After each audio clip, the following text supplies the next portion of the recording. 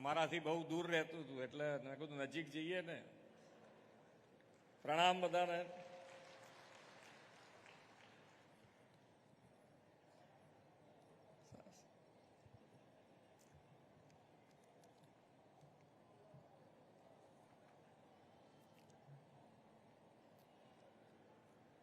ભગવાન બિરસા મુંડાની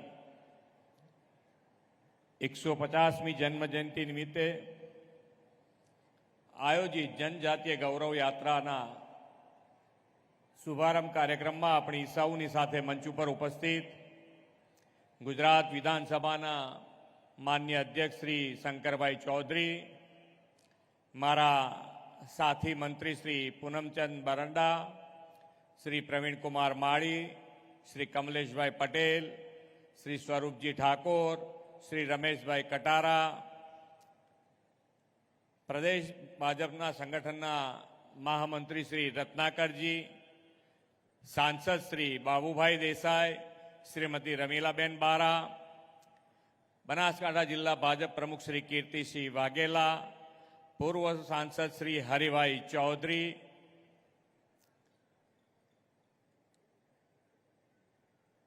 મારા પૂર્વ મંત્રી શ્રી ડિંડોરજી, આદિજાતિ અગ્ર સચિવ શ્રી શાબીના હુસેન, કલેક્ટર શ્રી, ઉપસ્થિત સર્વ અધિકારીગણ, આમંત્રિત સર્વે મહાનુભાવો, પ્રેસ મીડિયાના મિત્રો, સૌને મારા નમસ્કાર.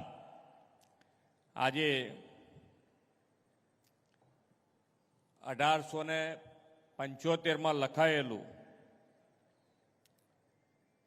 વંદે માતરમ ગાનની 150 વર્ષ પૂર્ણ થયા છે અને એ 150 વર્ષ પૂર્ણ થયા છે ત્યારે આજે મોદી સાહેબના માર્ગદર્શનમાં આખા દેશમાં એની ઉજવણી થઈ છે.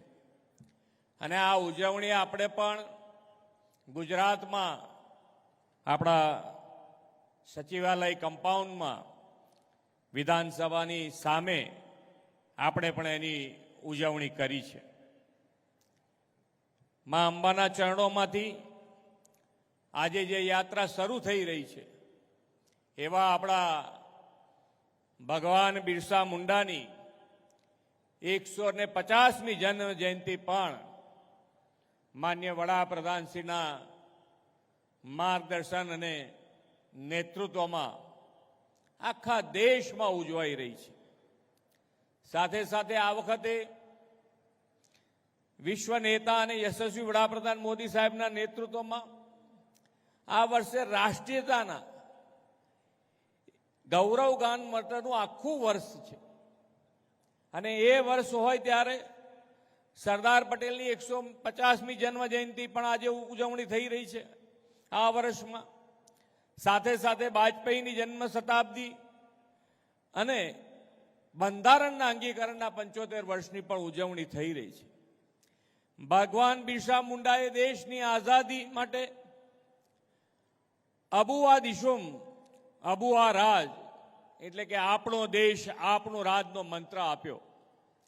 તેમણે અંગ્રેજોના અન્યાય સામે અવાજ ઉઠાવ્યો, સૌ આદિવાસીઓને એક કર્યા અને જળ, જમીન અને જંગલ માટે ઉલગુલાન સંઘર્ષની ક્રાંતિ આંદોલનની શરૂઆત કરાવી હતી.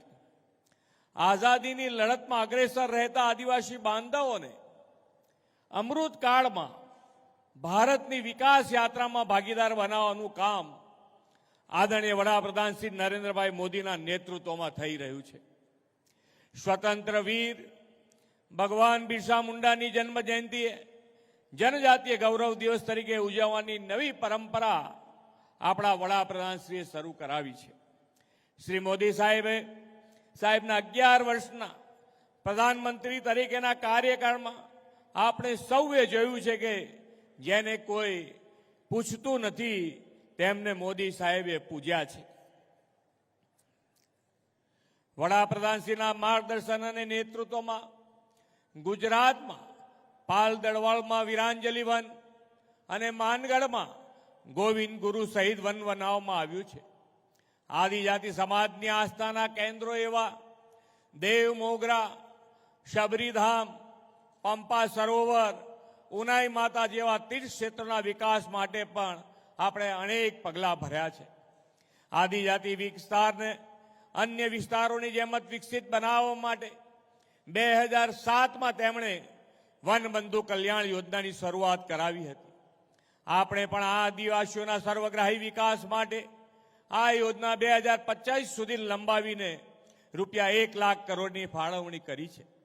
છેલ્લા 20 વર્ષમાં આદિવાસી વિસ્તારમાં શિક્ષણનો વ્યાપ વધારવા માટે 47 Eklavya model residential school, 43 girls literal residency school, 12 model school અને 75 આદર્શ નિવાસી શાળા કાર્યરત થઈ છે.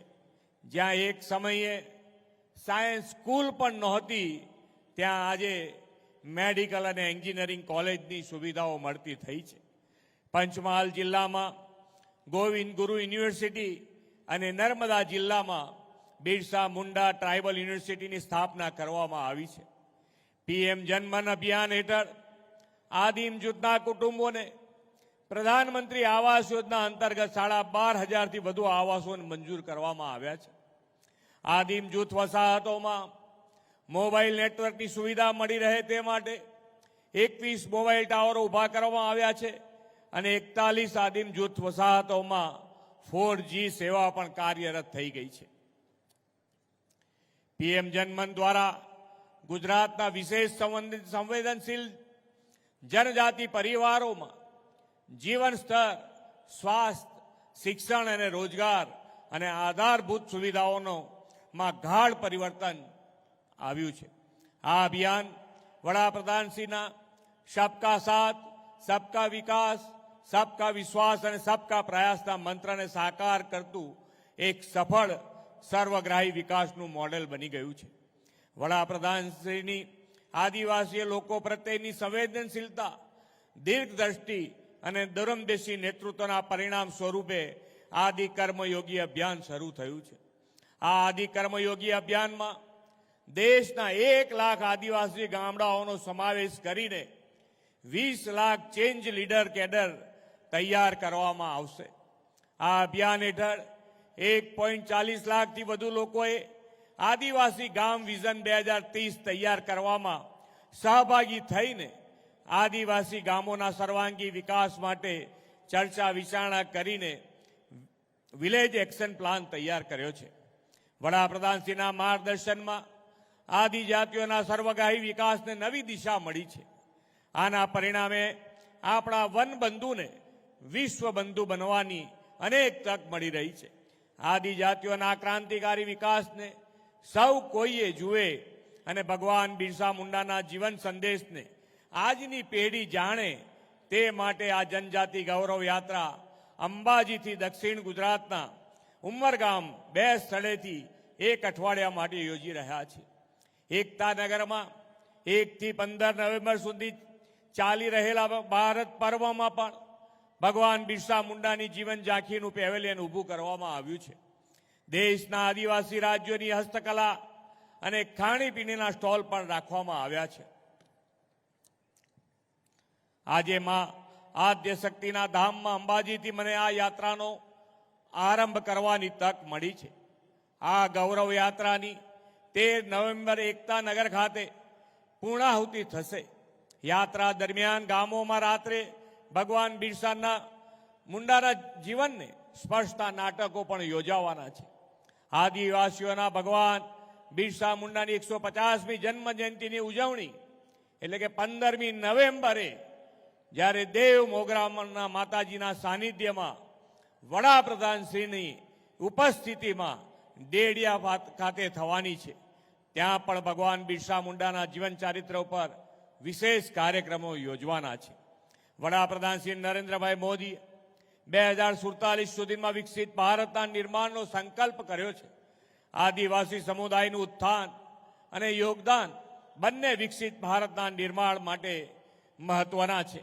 તેમણે વિકસિત ભારત માટે વોકલ ફોર લોકલ એટલે કે સ્વદેશી વસ્તુઓને અપનાવવાનું આહ્વાન કર્યું છે. આદિવાસી કલા કસબીની તો દેશ દુનિયામાં માંગ છે.